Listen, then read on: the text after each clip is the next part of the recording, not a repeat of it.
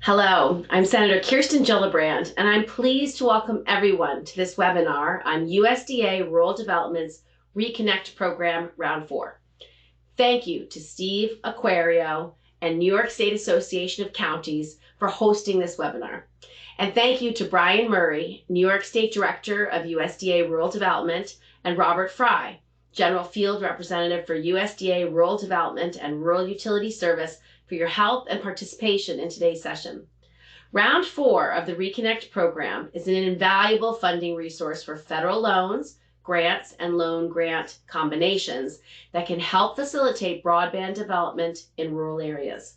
These funds can be used for the cost of construction, improvement, or acquisition of facilities and equipment needed to provide broadband services in eligible rural areas.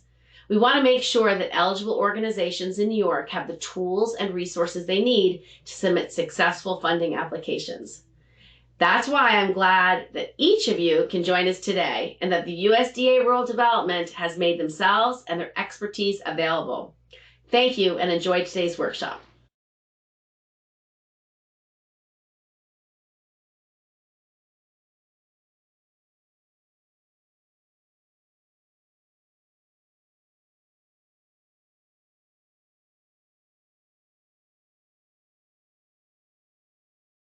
Okay, thank you, Senator Gillibrand.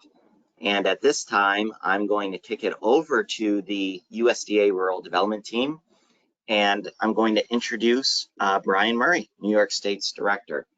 Brian, the floor is yours. Good morning. Thank you. Thank you, Ryan and Jeanette, for organizing this. And of course, thanks to Senator Gillibrand for being a friend and partner with the USDA Rural Development and also organizing this webinar. My team and I work with communities across the state every day to address your needs, from housing to business support to infrastructure and even high-speed internet. High-speed internet access has been and remains a core priority of President Biden, Secretary Vilsack, and of course, Senator Gillibrand, as we just heard. With the support of Senator Gillibrand, the ReConnect programs, now with Round 4, ensure that the people of rural New York are connected to reliable, affordable, high-speed internet so that the opportunities offered across the country and the world are available right here in New York. High-speed internet opens the world's marketplace to rural businesses so that they can expand their businesses and grow more jobs and opportunities for people in their community. It also connects their students to new and exciting opportunities and knowledge that they might not have had before. Additionally, it also provides rural communities access to medical professionals worldwide that they may not have access to before, so that they may live rich and healthy lives. Here in New York, whether it has been our partnership with Livingston, Madison, or Yates counties, or even our First Nation partners at Seneca and the St. Regis Mohawk Nations, we've worked together to help close the digital divide so that everyone may prosper. Admittedly, this application and this process for the ReConnect program is not easy, and it is lengthy. It takes time, it takes patience, and maybe even a few attempts to be funded, since this is a highly competitive program. This is why Senator Gillibrand and NYSAC's executive team organized this webinar this morning to give you every advantage to be successful with your ReConnect 4 application. I'm joined here this morning with Robert Fry, USDA's General Field Rep for USDA's broadband program. He works directly with the applicants to assist and support them with the application process. He will be providing an overview of the ReConnect program for you this morning, answer any questions, and give some application hints. But most importantly, what I want to relay to everyone this morning is that USDA, we are here to listen to your needs and how we can help your community grow and prosper. So always feel open to giving us a call for whatever your needs may be. So with that, I will turn this over to Robert Fry, our General Field Rep, who has all of the answers and ins and outs of the program. So, Yes. floor is yours, Robert. All right, thank you very much. Before I get started, just want to make sure, real quick technology check, Ryan. Is my voice coming through clear on your end? Yes, it is, Robert. All right, very good. Hear you loud and clear. So good morning, everyone. It's about 10:15. I expect to talk for about 20 to 25 minutes. We'll leave plenty of time for your questions. Real quick, I am not a death by PowerPoint person. I'm very conversational, so I think that's how I'm going to go about this. I'm going to concentrate on a few slides because they're the most important, but I am here to give you just a general idea of the funding opportunity. A lot of the slides are very technical in nature. It's a deeper dive into each scoring category and what's required. If you have an active application you're in process with or looking to do, my advice is the next step is let's get on a call with you and I will go as deep a dive as you need. Right now we have a few applications that I'm in development, and frankly I might talk to them almost every day. And so that's what I bring to the table. I bring the technical assistance that you would need to get a successful application. My job isn't just to get applications in, my job is to make them successful. And so if you're interested in applying, you will have me attached to your hip right through this funding round. And if you're funded, I'll be with you the whole cycle, all through close out, build out, and to the end of it. So let's go through the next slides here, Jen, if you don't mind. Okay, so we've already covered what we do. Basically, this is a residential last mile broadband program. And that doesn't mean you can't bring in all the businesses and public buildings or libraries that you can. You can hook up anybody within the areas you draw. But how it's scored, how it's judged, and what its purpose is to bring last mile broadband to rural areas. And just real quick, a 40-second history of our agency. We were authorized in the 30s as the Rural Electrification Act, and our first charge was to bring electricity to the last mile, which we did. To this day, there's still hundreds of rural electric cooperatives still in business, and we're still helping them with capital to bring electricity to the last mile. In the late 40s, we were authorized to do the same with phone service, landline phone, which we did. And even today, we have all these ILECs and CLECs that are part of our team, rural electric telephone cooperative. So we have a proud history of developing and bringing last mile to rural areas. And now now we're doing broadband, which we consider to be a utility. Folks may not agree with that, but we view it as a utility. So we're doing it again. And we have a long and proud history of success in building out these types of projects, and we're very proud of that. So next slide, if you will, Trish. Okay, and keep going if you don't mind. So ReConnect was created under the Farm Bill, and we're now in round 4. We've had 3 rounds to get it right. Fix the glitches we had. Whenever you bring out a new program, there's going to be glitches. We brought out a program without a regulation, and we had to figure that out. So the round 1 and 2 folks probably paid the dues for that. Round 4, we've got it dialed in. So I did want to mention, currently in New York, we do have 3 awardees that are counties. We have Yates County, we have Livingston County, and we have Madison County. All were awarded under round 1 and 2. And they're doing it. Yates is probably the farthest along. They're in construction. And so one thing I could mention is that they'll be glad to talk to anyone on this call about what they're going through, what they went through, best practices. They're another resource as well. Just wanted to mention that. Next slide. Okay, so I'm going to spend time on this because this is the crux of what we're offering. So in round 4, folks in this call, you're going to be interested in probably just a few, but I want to cover all of them. And basically, ReConnect is an amalgamation of several different types of award. The first is 100% loan. Right now, that is a 2% interest rate. It's fixed. It's for the life of the underlying collateral plus 3 years, and there's an interest-only period of 3. The best part about this program is we have yet to run out of funds. So the fact that they're considered on a rolling basis means that if you put in an eligible application, you'll get awarded for the most part on 2%.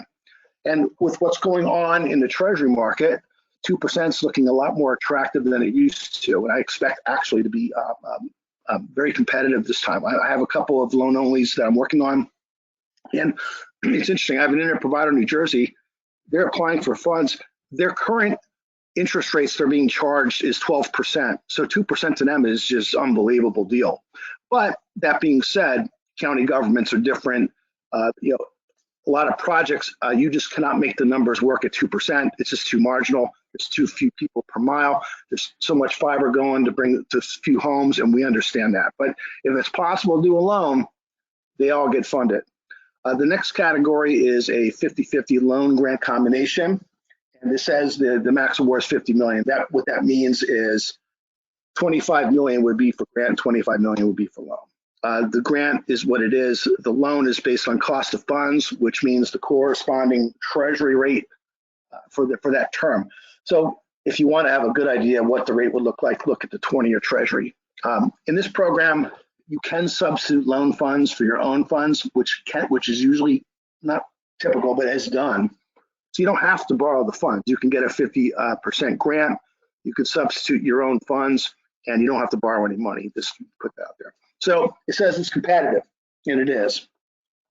If you want to keep a number in mind, the score by which it took to get funded in the last round was 50 points. And that's not a high score. And so although it's competitive, it's not massively oversubscribed. And so 50-50 with a decent score is probably going to get funded in this round. One of the reasons, and just to be blunt, is cost of funds isn't as attractive as it used to be. You know, 2 years ago, I think the 20-year treasury was around 1.25, somewhere around there. And so those rates are changing, and it could affect the attractiveness of the program.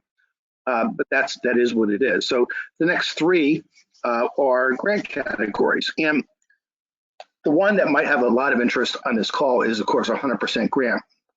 So in this particular category, it's a misnomer to say it's 100% because it's 25% matching funds. So effectively, it's a 75-25 total project cost split. The good news is that the standard by which they get awarded has actually been watered down. You can now go into areas where there's only 50% unserved at a 100 by 20 threshold.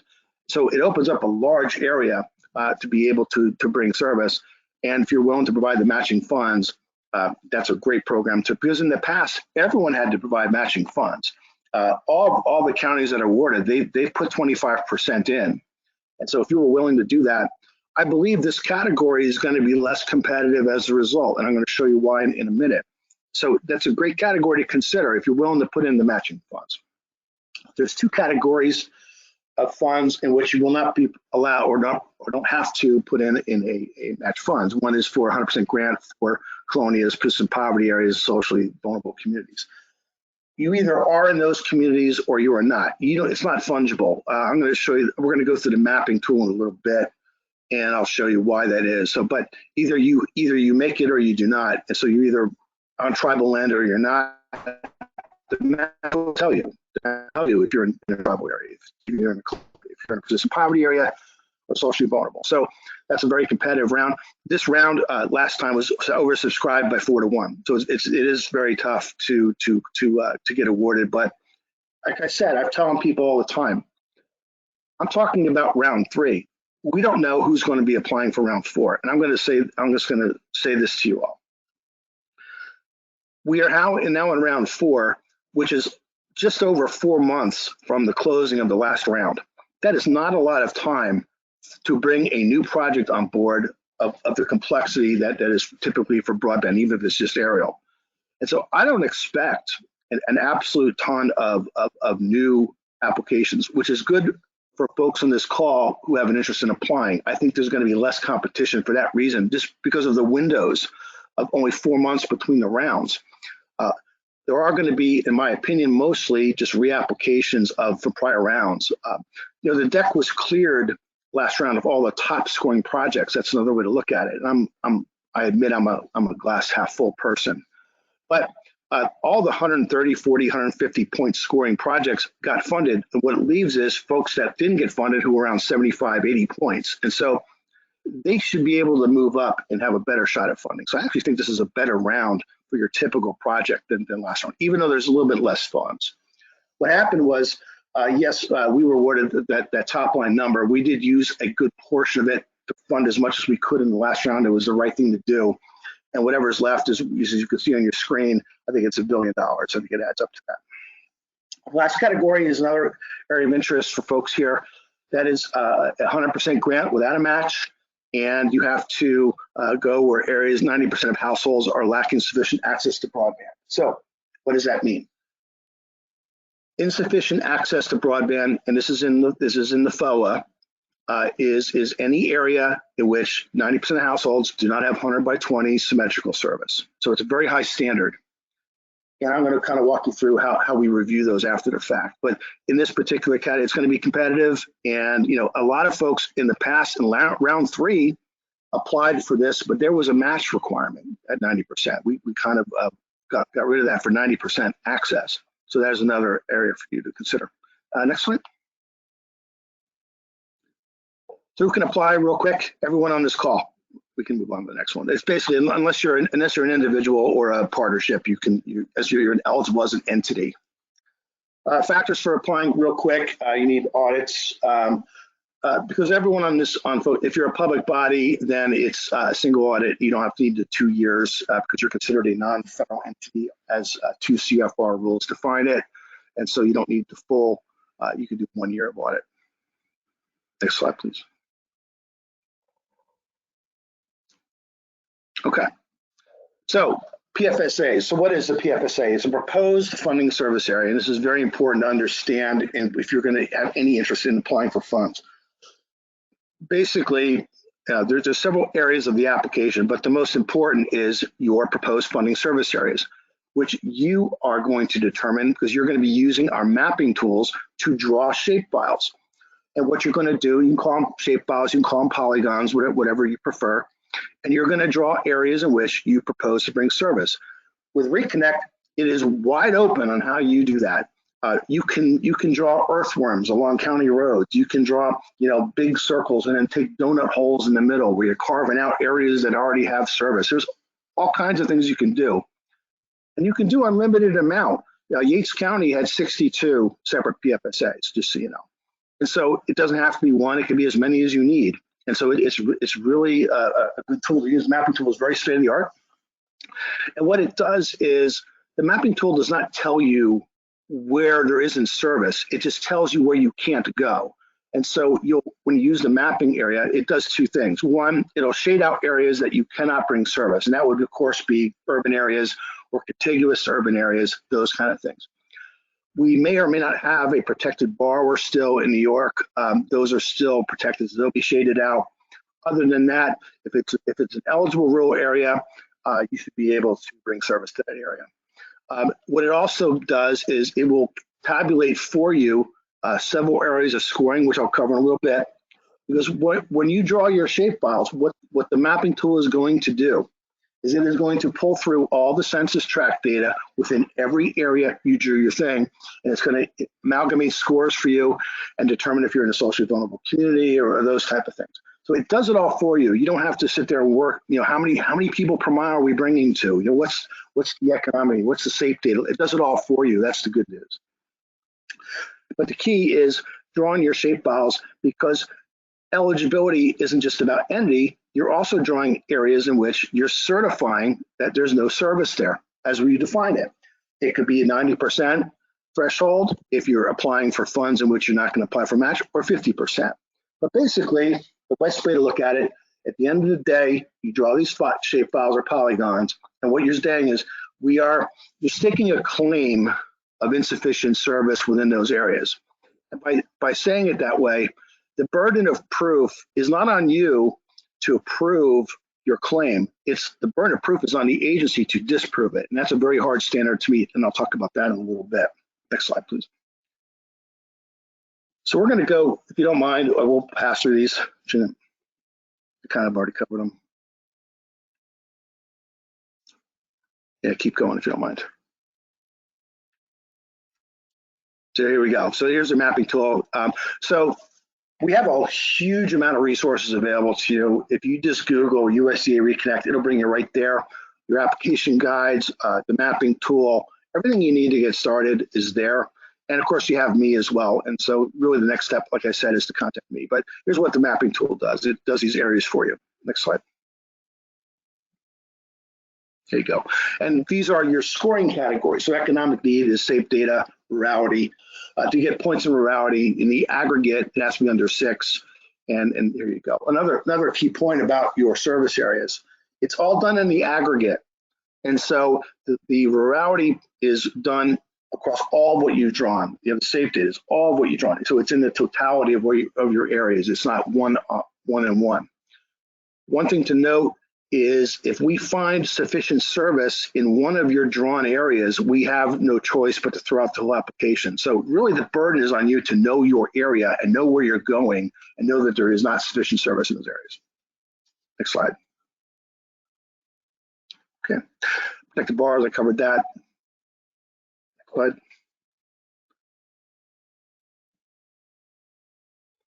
There we go, 50% households like I discussed. Okay, keep going. Sorry. Keep going, we're good. Covered all this. So, all right, so Ardoff areas. So in New York, there are a lot of Ardoff awards, and we do not tell you cannot go there. However, here's the two things with it. You have to explain why you should be providing additional funding to that area. So a couple of projects that I've seen where it's a good fit is in Ardoff areas, where they're funding the operational expenses, because we do not fund those. Except unless you're applying for funds, we allow for pre-application. So we'll reimburse you for whatever you were out for regarding the application, provided you budget for it. So we're a good partner with Ardoff areas in which they're covering the OpEx and we're paying for the CapEx. It's a clean separation, it's a clean line, it's a perfect combination. Where it gets a little hairy is where it's not like that. And you have to be careful in some of these areas because if they're actively funded, that could be a little bit problematic because you're going to have to certify how you're not duplicating funding, because we are not here to duplicate services. So if you're going to Ardoff area, give me a call, please. Let me walk you through that, and let's take the map out. Let's look at these and see how it goes. But Ardoffs are not in themselves excluded. You just have to be careful. Next slide. And that's just two more. So. One thing about Ardoff, last round, I had an application not get funded. They had enough score for it, but they were bringing in to Ardoff areas that were actively being funded, and so they were not selected because although they scored high enough, we have to give priority to other projects with the same score in which they weren't bringing to those areas. So they lost out because of it. It was kind of heartbreaking for me, but what do you get? That's another caution on Ardoff. Next slide. Okay, next slide, costs. This is typical grants. All costs must be reasonable, allocable, and necessary. And so basically it's CapEx. Anything to construct an asset, we will cover. If there's a broad definition of what that is, it can be very specific. I will walk you through. If you get awarded, it's a good problem to have. I've dealt with a lot of this and what's a capital expense and what is operational. So I'll bring you there when we need to. Move on. Next slide. I'm going to skip all these. So we'll go to the next slide real quick. So network requirements. The bottom line is this: you're going to do preliminary design, and the end result is you're going to need a licensed PE project engineer to sign off on that design as part of your application. And so they have to be licensed in the state of New York, and it is what it is. The good news is that because of that certification, they usually don't review it that heavily, to be honest with you, as far as looking at the applications and the underwriting that we do. It's kind of the seal of approval you need. And so although we kind of put you through a bit to get that sign off and get the PE signature, the good news is that it isn't then torn apart in application review. It's kind of overlooked because of that signature. And so it's a meaningful signifier that you've done a good job in your preliminary design. Next slide. Yeah, we mentioned on the prior slide, you're going to build what's called a capital investment workbook. That's called your budget. And so, again, the budget is not in and of itself massively scrutinized where we're saying, well, your make-ready costs are a little bit high or a little bit low. We don't do that. That's the good news. So your budget will survive the application review intact. The problem you have is if you're awarded and you screwed up your budget, you're going to have some problems. We're going to have to work with you to reallocate funds, and so you really want to put in the best job you can, because if you're awarded, that budget is your backbone of that project. It's related completely to your scope of work. All it does is financialize what you propose to do. So it needs to be as square as possible, because otherwise you'll pay for that after award, where you're under budget by here, you're over. it can be fixed. It's just you don't want to do it if you don't have to. Next slide. I think I covered this. So unqualified audits with non-federal entities such as yourselves, that's 1 year. Where if I see any area of applications where that could be problematic, it would be not in the historicals, because if you provided an audit, it's usually okay. It's only the applications that didn't provide an audit that's not okay. It's in the projections in the build out period where you have to be, even with a grant, you have to be feasible. We're not going to fund projects in which they're not going to be successful. We want to be successful. And so you're going to have to show that even after build out, that the revenue and the expenses there, you're going to meet certain type of tier requirements, and you have to build it out. Where I see the issues with this portion of the application is in the assumptions. One, they don't provide any, so that's problematic in and of itself. You're projecting all this stuff, but yet you don't tell us how you got there. You provided them, but they're lacking detail, or you provided detail, and frankly, the assumptions are completely daft. I've seen it. I can't believe some of the stuff I've seen where you have 100 households and they're projecting 110 hookups. So I don't know how that works. So that's the area where you want to spend a lot of time when you're building an application on the financial feasibility portion. Make sure when you put in a take rate, when you put in certain things, you justify it. And if you have a reasonable justification, you're fine. Just wanted to point that out. That's a major area where there could be hiccups in the review. Next slide, please. Keep going, please. We're good. So environmental, real quick, and then we're going to skip all this, is we do an environmental review. We are part of NEPA. We're proud of it. We're USDA. We're about stewardship of land. You should not be concerned. The review is done on your behalf. You do not need to initiate 106 consultations unless we tell you to. And for the most part, these are what are called categorical exclusions. The vast majority of our projects are aerial and buried fiber on existing poles and existing rights of way on previously disturbed grounds. Yes, you might be putting in some huts. Those are not considered major construction. There's a small footprint, and so they tend to go through rather quickly. The average environmental review is about 3 months from the time of award. You'll need that much time just to do your legal documents. So it's not going to hold you up. Just want to point that out with environmental. You do not have to do, and you're going to fill out questionnaires. And next slide, please. It just walks you through a little bit what you're going to have to provide in the application. Next slide. There you go. Next slide, please. There you go. So you're going to put in your site route, and you're going to fill out the EQ, and then that's all you're going to need to do. It's part of the application, and we'll take it from there. And the only reviews would be for a fixed wireless project, because you're constructing towers, you're disturbing ground, and that, of course, is a more higher level of review than existing rights of way. Next slide, please. Okay, scoring criteria. So what I'm going to do, because we're 20 minutes till the hour, if you can go to the next slide for me. I'm going to cruise through this pretty quickly, because these are your areas of scoring, and I'm not going to go through the categories. So with your forbearance, we're going to skip about 20 slides. So real quick, rurality, level of existing service. So there's several areas here. The rurality of the proposed area, economic need, socially vulnerable, and tribal areas. You do not control those points, even though it's your map you drew. You're drawing your shape files, you're drawing your proposed funding service areas. Like I said, it's going to pull through all the census tract data, it's going to pull through the SAPE data, and it's going to tell you what your score is. It's not fungible. So we don't change those scores. Either you make it or you do not. Rurality is under 6 per mile. Economic need of the community is based on county SAPE data. You need 20 points in order to get 20 points. 20 points is, in my opinion, a catastrophic level of poverty. Hope to goodness your county doesn't have that. Tribal areas are what they are, and socially vulnerable communities. There's definitions of what a socially vulnerable community is. It's in the FOA, and you don't need to be concerned of what it's mapped out for you, so you'll know if you're in an area. It has to be 75% or more. The rest of them are up to you. So I'll go through them real quick. Economic need of the community. I mean, as for level of existing service. So this is going to be almost an automatic 25 points. Last round, what the point scoring is for, is you're certifying and have to provide data that there isn't a single household in the proposed funding service areas that is at existing service at 25 by 3. and you would have been awarded 25 points. Problem is, no one got the points because we're using NTIA mapping data and Google test, speed tests, and we were able to kick out most of them because we could find greater than 25 free somewhere. We shouldn't have done it.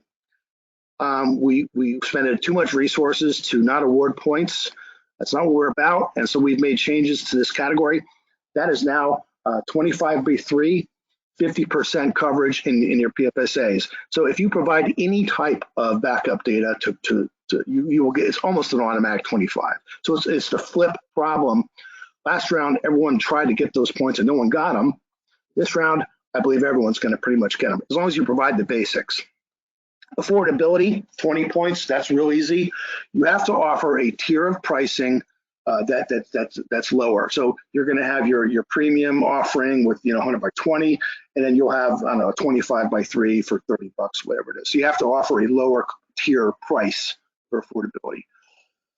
Labor standards, that's basically comes down to it's a little bit more complicated than this, but for the most part, you're electing prevailing wage. That's what you're doing.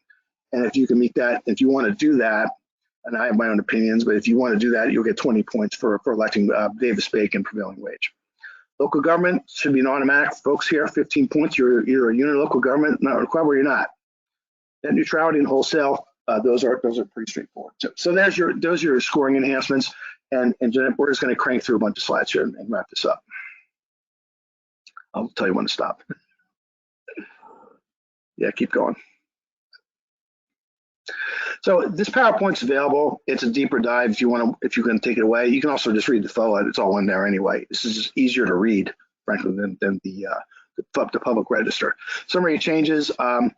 It's not really. This isn't really relevant to the conversation because we are in round 4. So this was a PowerPoint based off prior rounds. So basically, the 50% threshold is the biggest deal. So that you can now get funding in areas where there's only 50% unserved at 100 by 20. That's a major change. We added colonias as an eligible area for one scoring category, and that's basically it. So let's go to the end here.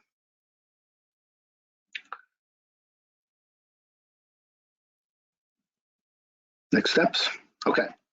So I talked to you about, so what's next steps versus probably have a meeting with me, but if you're going to be applying, what this talk about is after funding, what happens.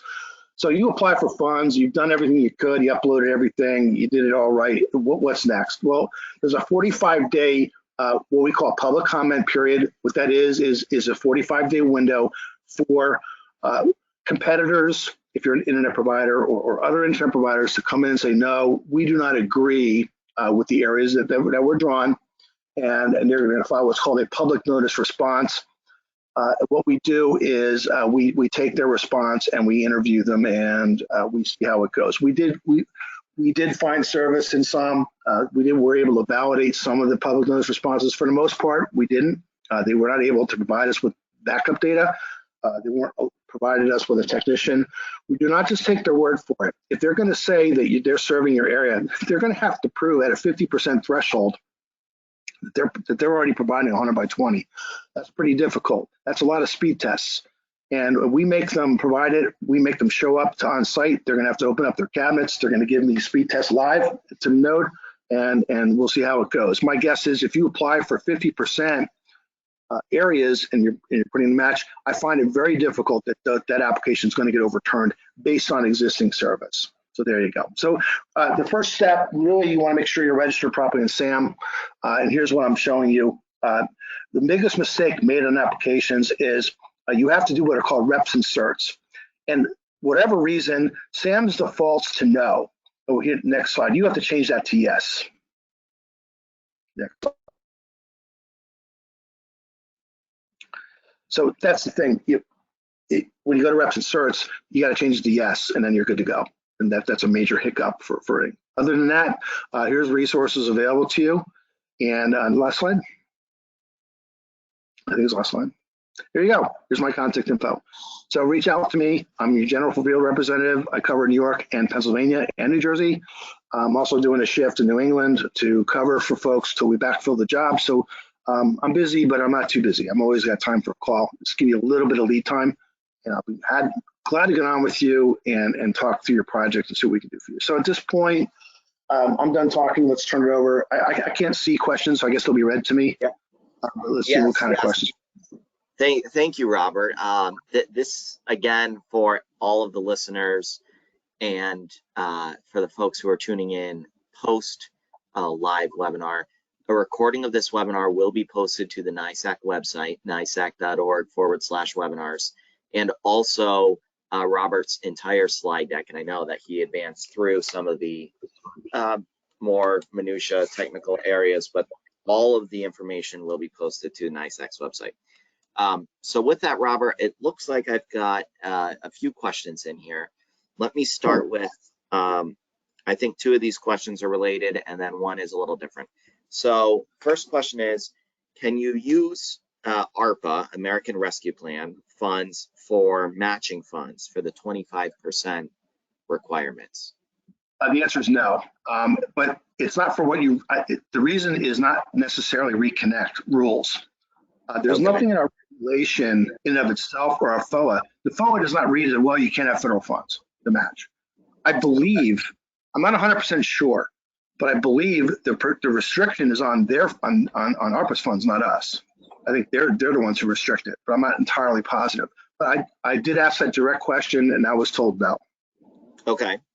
And under a similar vein, and I'm not sure if you're aware of this program yet, this is a state program, but can the Connect All New York State program funds eventually be combined with ReConnect funds to maximize? Sure. Okay. You know, it sounds like they're non-federal in nature, so that's probably fine. The other thing is this, I mean, your match funds, if you're a county government, okay, your match funds can come from your general fund. If you end up getting reimbursed after the fact from another source of funds, that's what can I tell you, right? It's where if you're gonna deposit match funds from a third-party source directly into a pledged deposit account, yeah, I'm gonna pay attention. But it's none of our business if you provide a match from general funds on a rolling basis and you end up getting reimbursed from another pot. I have no say in that. And we're not going to police that either. We manage our projects to what's called a pledged deposit account. All the money goes in and all the money is expended from it. It is in and of itself where we review it. That's where our field accountants go. We're not looking at your general fund. We have no interest because everything's managed to that one account. So that you should be fine. Yeah. Yeah.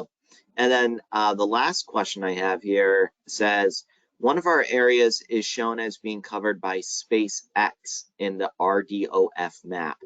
I had heard that some of those had been pulled, but as it is currently listed, it makes our biggest problem areas ineligible.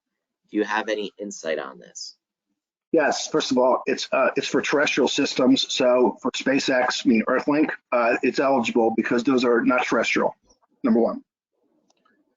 And it's a good point on Ardoff Areas. I mean, there's a company out there that got awards, they're bankrupt. They're not gonna build anything. And so you have to kind of know who's the awardee is and where they are with this. And so in this particular case, you've got SpaceX building their Earthlink system, which is a good system, not bad-mouthing it. It's a good interim solution for rural areas. I still think high speed is the solution long term.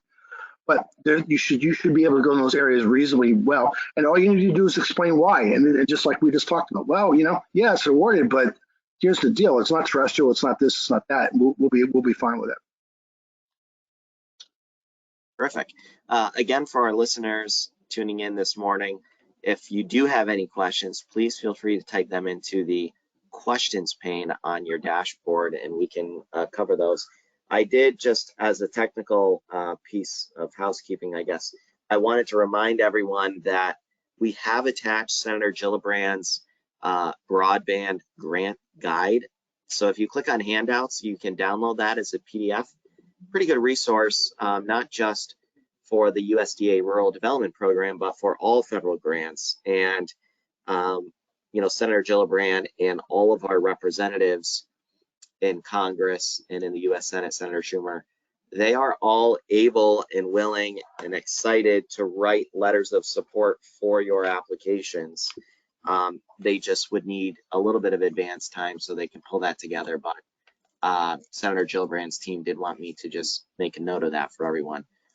So with that, Robert, I don't see any other questions. Do you have any closing comments that you wanted to share? So we have some national webinars coming up where it's a very, very deeper dive into the application itself. There's screenshots of, it'll walk you through the application platform, which is basically a Salesforce platform.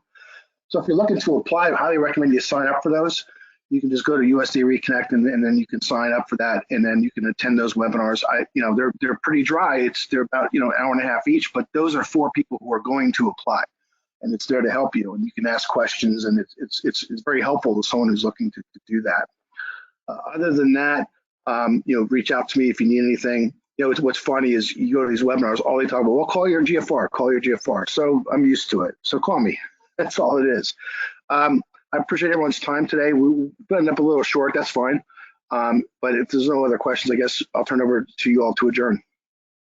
Great. Well, again, thank you to our federal partners, Robert Fry, Brian Murray from USDA, and of course to Senator Gillibrand for her co-sponsorship of this webinar. I hope everyone, again, found this to be informative. Again, there's a handout that you can click on.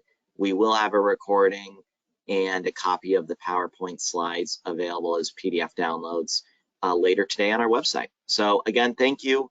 And Robert has generously included his contact information here.